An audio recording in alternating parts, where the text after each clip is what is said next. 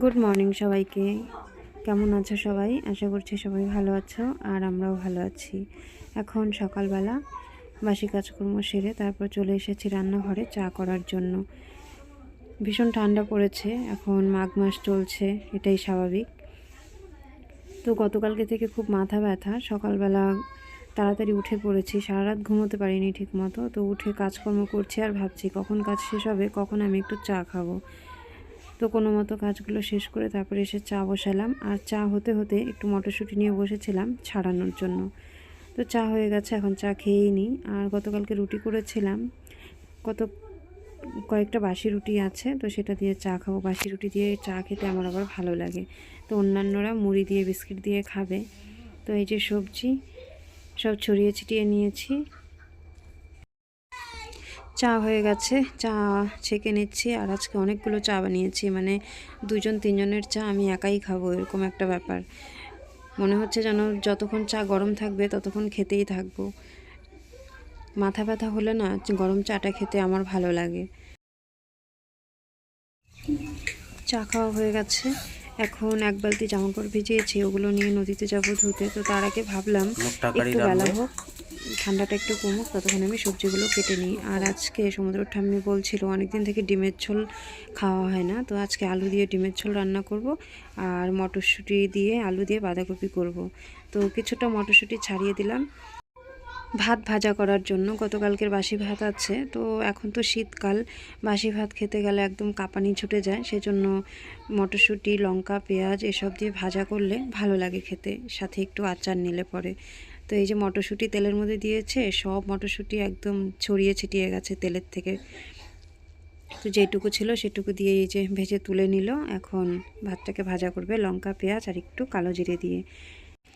গরমের দিনে তো ভাত ভাজা খাওয়া হয় না, গরমের দিনে বাসি ভাত থাকলে সেটা তো পান্তা ভাত বানিয়ে খাওয়া হয়। কিন্তু এই শীতকালে ভাত একদম ঠান্ডা হয়ে থাকে, বাসি ভাতটা খাওয়া যায় না, মনে হয় ঠান্ডা সারাদিনেও আর ছাড়ে না বাসি ভাত খেলে পরে। তো সেই জন্য ভাতটাকে এইভাবে ভেজে নিলে ভাতটা গরমও হয়ে যায় আর খেতেও অসম্ভব ভালো লাগে।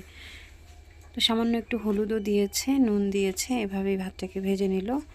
আমার সবজি কাটাও হয়ে যাবে, তারপর গরম গরম ভাজা ভাত খেয়ে যাব নদীতে জামা কাপড় ধুতে। তো চলো খেয়ে নিই।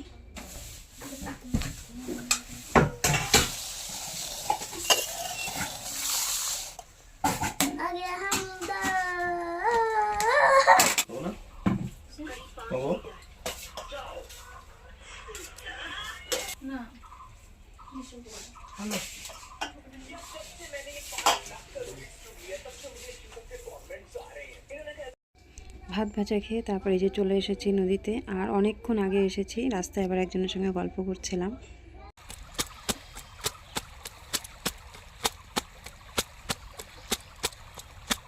সকালের কাজকর্ম শেষ করে এই যে জামা কাপড় ধুচ্ছি, এখন গিয়ে স্নান করে রান্না করব। ডিমের ঝোলা, বাঁধাকপির ঘন্ট। সবজি টবজি কেটে রেখে আসলাম।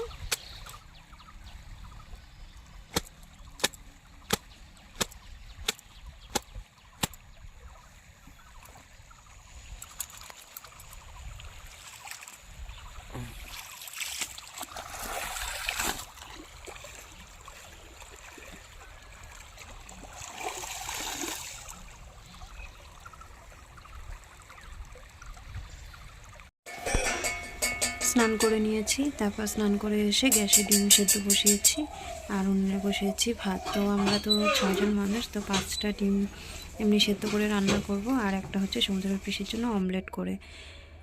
ভাত হয়ে গেছে, এখন এই যে উনুনে বাঁধাকপির ঘন্টটা করে নিচ্ছি।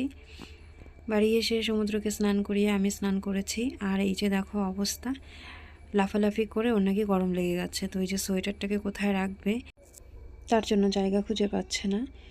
সেদ্ধ ডিমগুলোর খোসা ছাড়িয়ে বাটিতে রেখেছি, আর এইদিকে যে আলু সেদ্ধ করে রেখেছি। তো বাঁধাকপির ঘন্ট হয়ে গেছে। মোবাইলটা একটু নিয়েছিলাম মামিকে ফোন করার জন্য, তো ওই যে পাড়ায় বেরিয়ে গেছে দুধ দিয়ে, মানে হাতে মোবাইল থাকলে ঘরেই বসে থাকবে, আর মোবাইল নিয়ে নিলে তারপর পাড়ায় বেরিয়ে যাবে। এখন আবার ডেকে নিয়ে আসলাম, বললাম আসো ঘরে বসো মোবাইল দেবো।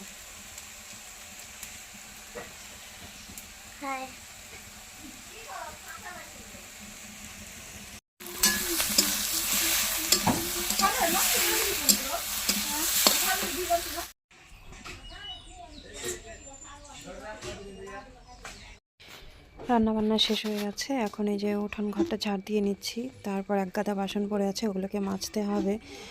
এই জন্য স্নান করে রান্না করতে ভালো লাগে না আমার, মানে স্নান করে রান্না করার পর যে এক গাদা বাসন জমা হয়, তারপর উঠোন ঘর ছড়িয়ে ছিটিয়ে থাকে, এগুলো পরিষ্কার করতে করতে তখন মনে হয় না আরেকবার স্নান করে নিলে ভালো হয়। কিন্তু শীতের দিনে তো সেটা সম্ভব হয়ে ওঠে না। তো এখন হাত পা ধুয়ে তারপর আবার জামা কাপড়গুলো পাল্টে নিতে হবে। তো উঠোন ঝাড় দিতে এসছি, আর এদিকে সমুদ্রের পাপাও স্নান করে এসছে, ভেজা গায়েই গাড়িটাকে সরিয়ে দিল। তো আমাকে বলছে তুমি একটু সরিয়ে নাও, কিন্তু আমার তো ক্ষমতাই নেই গাড়িটাকে এখান থেকে ওখানে যে সরিয়ে নিয়ে যাব। তো উঠোন ঝাড় দেওয়া হয়ে গেল, এখন বাসন মেজে হাত পা ধুয়ে এসে তারপর খেতে বসবো। সমুদ্রকে খাইয়ে দিয়েছি আগেই, ওর তো খেতে আবার 1 ঘন্টা সময় লেগে যায়, সে আমিই খাইয়ে দিই, চাই ও নিজে হাতেই খাক না কেন, প্রচুর সময় লাগে ভাত খেতে। সময় এখন প্রায় 3টে হয়ে গেছে, কি করে যেন দিনটা চলে যায় কিছুতেই পেরে উঠি না।